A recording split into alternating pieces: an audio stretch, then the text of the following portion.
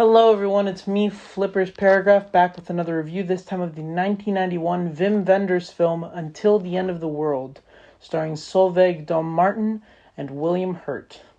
Now, I came across this film because I am a huge fan of the director Wim Wenders. He previously directed a film which I consider to be in my top 10, which is Paris, Texas. I love Paris, Texas. I think it's a wonderful, beautiful, perfect film. One of those rare perfect films. It's gorgeously shot. It's gorgeously acted. It's beautifully written. It's a perfect movie, I think, in my opinion. It's a perfect movie, in my opinion. And I was trying to find more movies by him, and I found a bunch. Obviously, he's directed a lot. He's made a lot of documentaries. I'm not huge into documentaries. If you guys want me to review documentaries, I will. I have a few that I have in mind that I've been meaning to review. But I saw that he directed a movie that was 5 hours long, which is called Until the End of the World, Director's Cut, which is what I'm reviewing today. So I saw that he made a 5-hour movie, and I talked to all of my friends about this. I'm like, I'm gonna watch that movie. And all my friends are like, okay, I don't care. And I watched it, and it was not worth 5 hours of my time. But anyway, let's get into it. Until the End of the World is about this woman named Claire who travels around the world with this man named Sam Farber, trying to find a cure for blindness, essentially. They're trying to record memories. They're trying to retrieve a device. Not retrieve a device. They have already retrieved a device. They're trying to get this device to Australia, a device that records memories and allows the blind people to see. Right? That's essentially the entire film. Now, you might be thinking, that's not a lot of plot for a 5-hour movie. But surprisingly, one of the best things about this movie is that it doesn't waste any time. It's 5 hours of runtime, and there's only like 3 scenes that I can think of that aren't really necessary. And even those scenes, you can make a case for the fact that they're necessary. It's a film that doesn't waste your time. It's a film that gets to the point, gets there quick, gets there efficiently. And Wim Wenders did what he does best, and he directed that movie to be quick and efficient while still having an immense runtime. Like, Paris, Texas is like 3 hours long. He's no stranger to directing long movies. It's just that he happened to direct one that was 5 hours long. And I had to watch this in like 3 snippets. I watched 2 hours, and then I watched 2 hours, and then I watched the last hour. And overall, I think that system works well for watching long movies. I think if you're gonna watch this movie, I would recommend watching it in the morning. Watch it around start around 10 a.m., so that you finish it around 3, and then you still have the rest of the day to think about it and do whatever you need to do. I made the mistake of starting it around noon, so I only had I finished it around 5 anyway, but between all my breaks, I finished it, around 5 o'clock. So maybe it wasn't too terrible. But anyway, this film, it has a lot of great qualities. A lot of great qualities. It is a pretty good film. I enjoyed it quite a bit.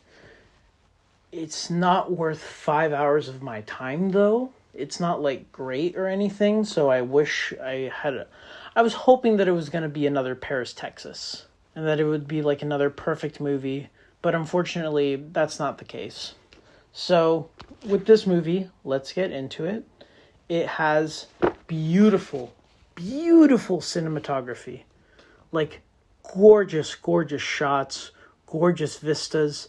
There's all these different cities that they use, and they use them in different ways. It's just a masterpiece to see, and the cinematography is mind-blowingly good. It's mind-blowingly good. There's all these shots of Australia that are really, really interesting. My favorite one was Tokyo. The way that they shot Tokyo was just fascinatingly good. It was just so good. And the film also, it's set in the future. It's a science fiction film.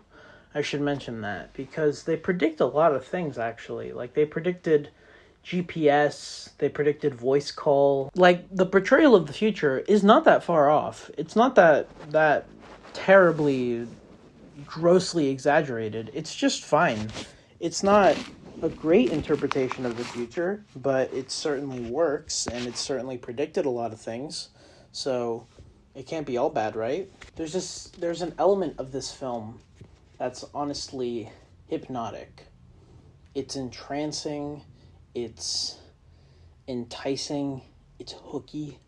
It really catches you in, which is the editing. The editing in this film is just so catching, and it grabs you and it doesn't let you go, and it's just, it's so good. It's such good editing. It's amazing editing. It really, really is. And there's also great music choices. Like, there's like pop music playing, there's like folk music, there's rock music, there's its own score that's amazing. It has this beautiful, beautiful score that just elevates every single scene. And sometimes the score gets a little overdramatic, which is one of the main flaws of the film that I'll get into. But overall, the score fits very, very well. And it doesn't distract from the movie. It always adds to the film. And it always keeps you interested, which is one of the most important things that I think a score should do, is keep you interested in what's happening. And this film does that very, very well. Two more aspects of this film that are just fucking perfect is the sound and the production design. Like, the sets that they built, the people that they got to inhabit those sets, they fit so well in this sci-fi universe, and it's so believable, and it's so entrancing. This entire film, if I had to give a one-word review of it, I would say hypnotic, because it just catches you and doesn't let you go the entire 5 hours. Like, you can't look away from the screen. There's like 5 parts total that you can maybe look away, which are a little slow. But besides that, the film's got you in its fucking claws the entire time. And it doesn't let go. Like, it really doesn't. I can't think of how... Okay, so for a little bit more background, this movie has come out in like 4 or 5 different cuts. It's like the Blade Runner of like weird art house movies. And it has a cut that's like under 2 hours, and I don't understand how that cut exists, because this 5-hour cut didn't seem to waste any time. The original cut of this film was 20 hours, so there's that. I mentioned the other perfect aspect of this film was the sound. They travel to all these different countries and continents, and each one has their own style, their own voice, their own sound, their own personality, and it's just so good and so well done too. Like, this film must have taken so much work to do, and it's just entrancing to see. It's just entrancing to see, honestly. The direction in this film is absolutely stellar.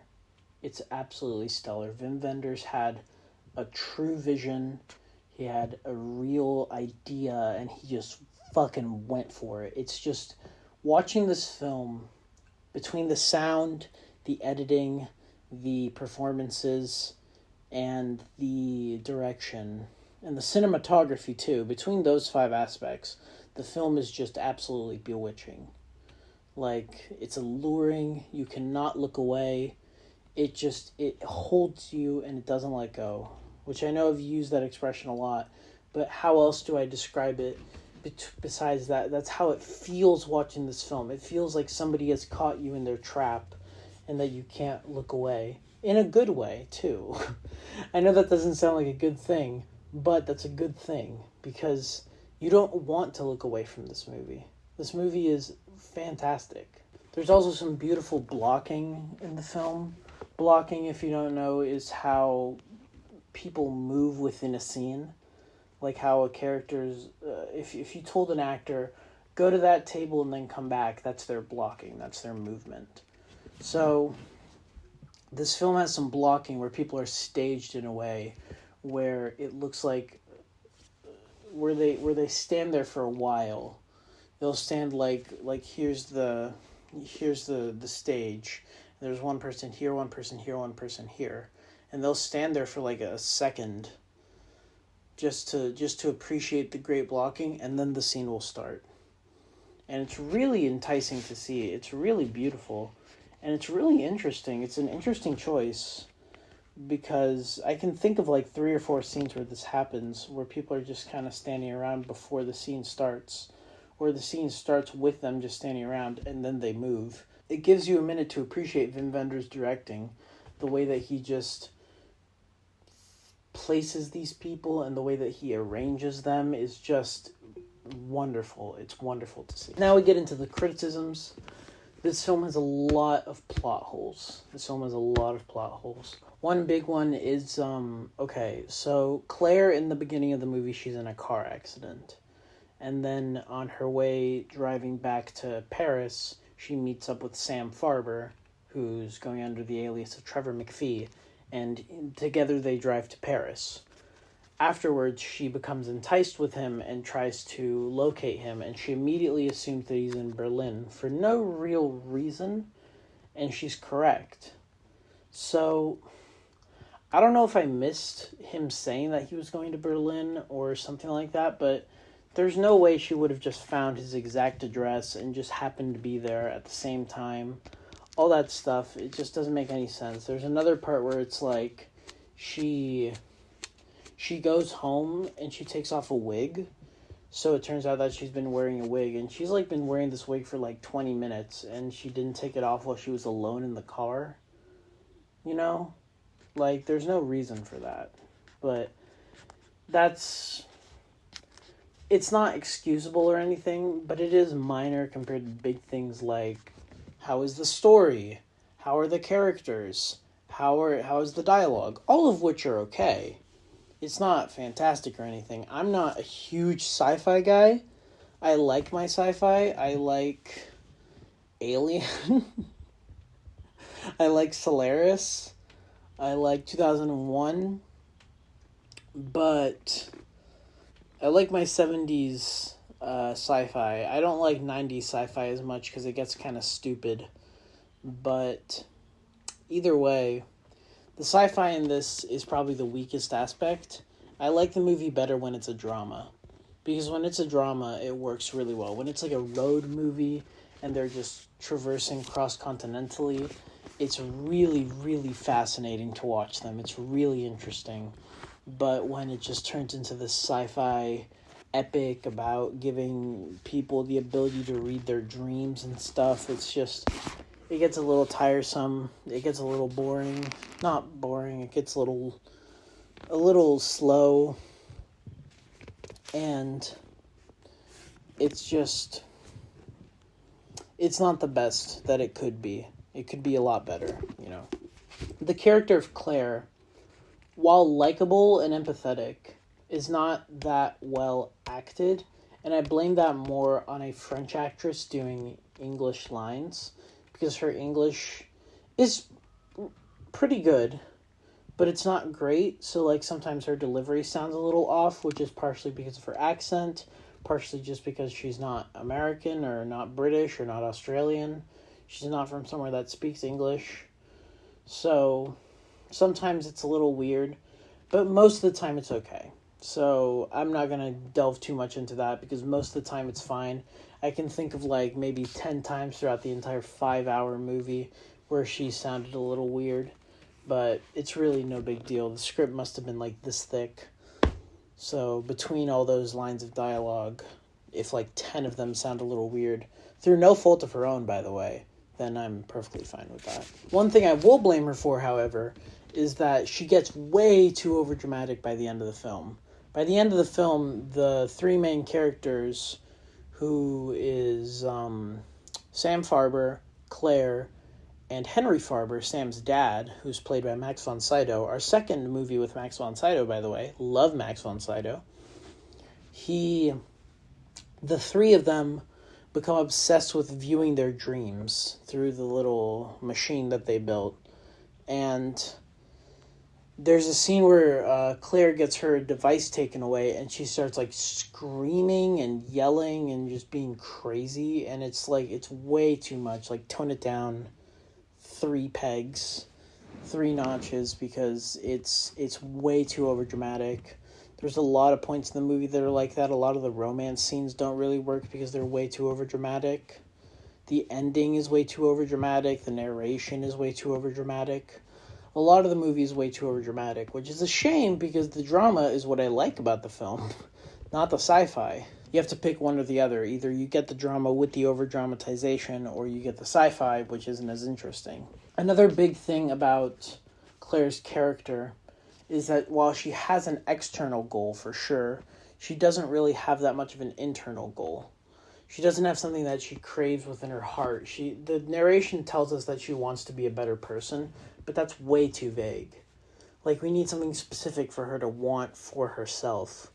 Like, does she want to be a certain person? Does she want to be a specific kind of person? That type of thing. And it's just, it leaves us wanting to connect with Claire, but unable to, because she doesn't have that internal goal that every single human being on the planet has, which is like, I want to be this, I want to be that. She doesn't really have that, so it's difficult to empathize with her sometimes. Most of the time it's okay, but this is just sometimes it's difficult because she doesn't really have that internal goal. I mentioned that my favorite scenes in the film take place in Japan, and that's true, but the score is the weakest in Japan. There's some great music throughout Australia, there's some great music in Germany, there's some great music in France, but in Japan, for some reason, the music just tanks in quality and just becomes like dog shit, honestly. It's really, really bad music throughout Japan, and it makes it almost unwatchable, but it's still my favorite scene because it's the best acted and the best written. Either way, you gotta, it's like I said with the over-dramatization thing, you gotta take one or the other, so. I'll divide this movie up into halves. The first half is a road-tripping movie, and the second half is a sci-fi film. The second half, while more cohesive, is not as enjoyable as the first half. The second half is much more well-written, it's much more well thought out, the characters have more to do, the dialogue is more cohesive, but the first half has a more enjoyable story, if that makes sense. And that's where the big conflict of this movie comes in, because is it worth watching? Yes, I would say it is. Is it worth 5 hours of watching? Maybe not. If the film was just a little bit more cohesive in the first half, I would say that it's worth the 5 hours. Almost. It's almost worth 5 hours of watching. Very, very close. The last half hour of the movie, however, is really, really good. Besides some of the overdramatic elements to it, the last half hour is fantastic, in my opinion. I think it's very well done. I think it's very dramatic in a good way, not too dramatic. I think the sci-fi elements blend well with the genre, with the dramatic aspects. I think it becomes a genre study of the two. I think it's very interesting. I think Wim Wenders does his best directing and his best writing towards the end. I still think there's a few faults in the acting, and there's a few faults in the story, and there's a few faults in the dialogue, but the last half hour has the best cinematography, the best writing, the best sound, the best editing of the whole movie, in my opinion. Essentially, that's it. The film is very immersive. It's very, very present in its journey to entice you into its story. It's very hypnotic. It's very deliberate in what it does and what it chooses to do. It just needs some work on the script. Honestly, that's what 99% of movies come down to. It's the script. Most movies are competent. Most movies are just incompetent in the writer's room, because writing is the hardest part of making a movie. In my opinion, anyway. But, yeah. Those are my thoughts. I enjoyed this movie a lot. I would recommend it to nearly everyone, and I'm going to give it a 73%, which places it right underneath Just Another Girl on the IRT, and right above What Happened Was. So, yeah, thank you all so much for watching. Don't be afraid to like, share, subscribe, and comment. Tell me what I should review next. Don't be afraid to follow the Patreon. Don't be afraid to follow me on Twitch. And yeah, I'll see you guys at the next one. Bye-bye.